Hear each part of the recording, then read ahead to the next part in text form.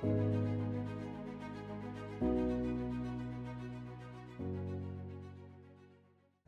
often believe the greatest mysteries lie somewhere beyond the stars.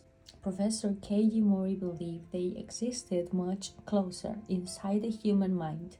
For over 30 years, Keiji studied memory, habits, dreams, and the subconscious. While many researchers focused on what people thought consciously, he became fascinated by something far more powerful, the hidden part of the mind that quietly shaped nearly every decision, emotion, and action without people even realizing it. His colleagues admired his work but laughed at his newest theory. The subconscious, Kenji often said, is not just a storage room for memories, it is the architect of the life you experience. Most dismissed the idea as philosophy rather than science. Then one ordinary morning changed everything. Kenji was invited to examine an elderly man named Hiroshi who had survived a serious accident. Although doctors declared him physically healthy, Hiroshi insisted something impossible had happened. I remembered everything, the old man whispered. What do you mean, everything? As Hiroshi spoke, he described conversations from childhood word for word. He recalled the exact number of footsteps leading to his elementary school classroom. He remembered every book he had ever read, every face he had ever passed, even the weather on random afternoons decades earlier. Doctors assumed he was confused. Kenji didn't. He spent weeks testing Hiroshi's memory. Every answer proved correct. Birthdays, license plate, telephone numbers, long forgotten family recipes, even tiny scratches on objects he had seen only once. It was as if every moment of his life had always been stored somewhere beneath conscious awareness, waiting for the right key. Kenji became obsessed. If one human mind could preserve so much information without realizing it, what else was hidden beneath ordinary consciousness? Months later, he designed an unusual experiment. Instead of asking volunteers to memorize information, he encouraged them to relax deeply and imagine a vast library inside their own minds. Participants described endless hallways. Others imagined oceans filled with floating memories. One woman saw an enormous tree whose leaves each represented a single experience from her life. The results surprised everyone. Participants consistently recalled details they had believed were forgotten forever. A childhood song, the smell of a classroom, the color of a stranger's umbrella during a rainy afternoon years earlier. The subconscious had remembered. The conscious mind had simply stopped asking. Word of Kenji's research spread quickly. People from around the world volunteered. Artists reported sudden bursts of creativity after practicing his visualizations techniques. Musicians found forgotten melodies returning effortlessly.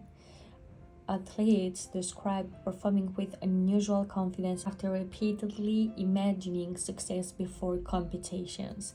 Even patients recovering from injuries reported greater motivation when they trained both their bodies and their minds together. Kenji never claimed the subconscious possessed magic. He believed something even more remarkable. The brain constantly listened to the stories people repeated about themselves. Someone who quietly thought, I'm always unlucky, began noticing only failure. Someone who believed, I'll never succeed, unconsciously avoided opportunities that challenged that belief. Those who consistently imagined themselves learning, improving, and overcoming obstacles often behave differently without realizing why.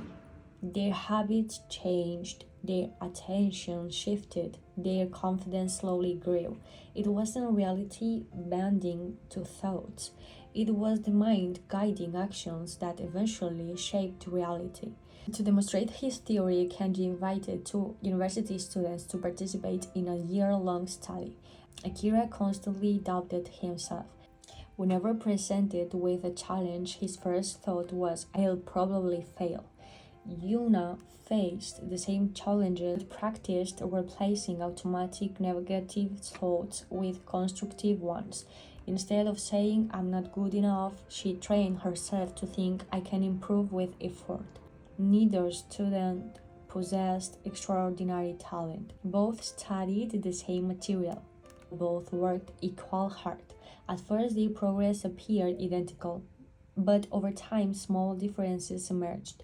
Akira hesitated before difficult assignments. He often gave up after early mistakes, assuming failure confirmed his beliefs. Yuna made mistakes too, many of them. The difference was that she viewed mistakes as information instead of proof of limitation. She adjusted, practiced, improved. By the end of the study, Yuna had achieved the results that surprised even herself. When asked what changed, she gave a simple answer. I stopped arguing with my own mind. Kenji smiled. That sentence became the opening line of his next book. Years passed and his lectures filled auditoriums across the world. During a presentation, a young boy asked a question that silenced the room. If the subconscious is always listening, what should we tell it? Kenji paused for several seconds before answering. Tell it the truth. The audience looked confused. He continued, not impossible fantasies, not empty promises. Tell it truths that help you grow. I'm learning, I can become better, I have survived difficult days before, I can take one more step. Those thoughts don't challenge the world overnight, they change the person facing the world. The audience applauded, but one listener remained skeptical. A journalist named Emi approached Kenji after the lecture. So, you're saying positive thinking solves everything? Kenji shook his head. No. Then what are you saying? I'm saying the subconscious is like fertile soil. It grows whatever it planted repeatedly. If fear is planted every day, fear grows. If curiosity is planted every day, curiosity grows. The soil doesn't choose, we do. Those words stayed with Amy. She began paying attention to her own thoughts, not judging them, simply noticing them. She realized how often she criticized herself for small mistakes, how frequently she imagined worst-case scenarios before meetings, how easily one bad moment shaped an entire day. Instead of trying to eliminate every negative thought, she practiced something simpler. Whenever her mind produced a limiting belief, she asked, is this a permanent fact or just a passing thought? That single question changed everything, not overnight, not dramatically, but steadily. She became more willing to try difficult assignments. She spoke more confidently during interviews. She stopped allowing temporary setbacks to define permanent identity. Months later, she wrote an article about Kenji's research.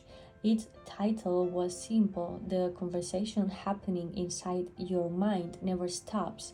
The article became one of the most widely shared pieces of her career. Years after retiring, Professor Kenji returned to the small mountain village where he had grown up. The old elementary school still stood. So did the cherry tree he had climbed as a child. Sitting beneath its branches, he reflected on decades spent studying the brain. People often ask him what the greatest discovery of his career had been. Some expected him to mention memory. Others assumed creativity or learning. His answer was always the same: the brain changes.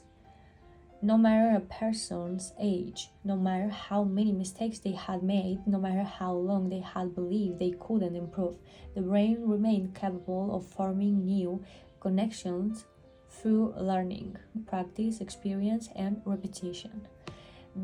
That realization filled him with hope, because if the brain could change, then people could too. Before leaving the village, Kenji visited his childhood's classroom. Most of the furniture had been removed. Only one chalkboard remained. Someone had left a single piece of chalk resting beneath it. Smiling to himself, he wrote one final message before walking away. Your future is influenced not only by the choices you made today, but also by the thoughts you practice every day. Years later, after Professor Kenji had passed away, visitors occasionally found that sentence still written on the old classroom board. Rain never seemed to wash it away. Perhaps someone rewrote it. Perhaps the story simply grew with time. No one knew for certain. What people did know was this. Every day, each person carries on thousands of silent conversations with themselves. Some build confidence, some create fear, some encourage action, others invite doubt. Most happen so quietly that they go unnoticed. Yet those invisible conversations influence habits, decisions, persistence, and the direction life slowly takes. The greatest superpower of the human brain is not that it can memorize enormous amounts of information or solve impossible equations. Its greatest strength is that it can learn. It can adapt, it can recover, it can recreate new patterns from old experiences. And the subconscious mind, always listening in the background, passionately reinforces whatever we constantly practice, whether those patterns help us move forward or hold us back.